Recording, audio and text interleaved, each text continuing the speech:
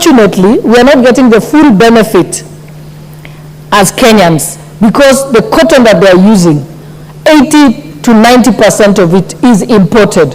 So the people who are benefiting from the cash injection that was made to Rivertex is not our local farmers. We are supporting the farmers of other countries, and we are supporting tenderpreneurs. It has not boiled down to the grassroots level. So therefore, as parliamentarians, we must join hands to ensure that as we put money in the factory to be able to produce cotton, we must also put money in the growing of cotton by our farmers. Then that way, the benefit will be a 360 cycle as opposed to where it is only part now. If you look at what has even happened, many years ago, uniforms were being produced here in Kenya. But today, school uniforms are being imported from other countries, very bad quality actually, and they are benefiting other people from other countries. Kenya signed up the AGOA agreement, and we received a specific quota of being able to produce cotton fabric and be able to produce clothes like jeans, overalls, etc.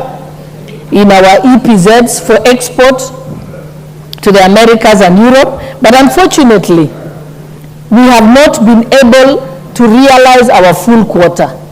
In fact, the agreement is expiring this year, yet we have not benefited from it because we were not strategic and deliberate as a country to say that you must run the two programs parallel.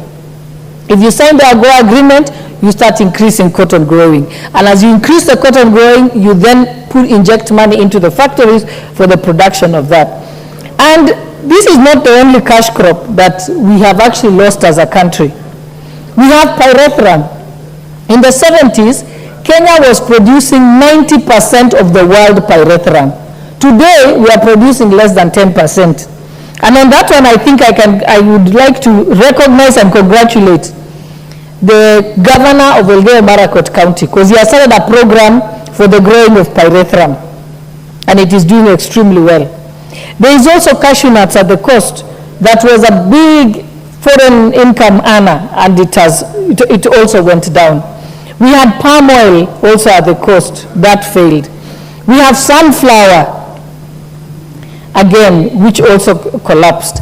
And when you look at the cost of fodder now in Kenya, as a dairy farmer, the challenge that we have is the cost of buying animal feeds. And today we are importing animal feeds from Uganda. We personally, we get it from the cotton in Uganda. The cotton seed is a byproduct and is used for animal feed. Same thing with sunflower. And therefore, this is an extremely important subject. It will improve not only our foreign currency, but also reduce on some of the imports that we get into the country. So with that, I would like to congratulate Honorable Mary Emase, and I hope that the committee that will be tasked with it will give it the seriousness that it deserves. Thank you, Honorable Speaker. Thank you very much. The Honorable Maklap, member for Baringo North. Thank you so much, Madam Speaker. I rise to support this Cotton Industry Development Bill and wants to declare from the onset that I come from a cotton growing area. My first clothes were bought using cotton money. That was done in 1980s. Madam Speaker, what has this bill tried to raise?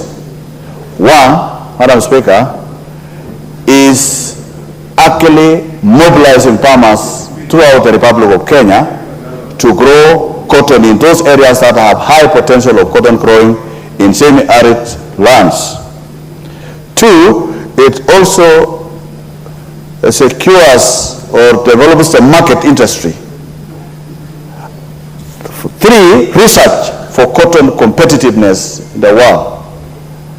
And lastly, be able to put money in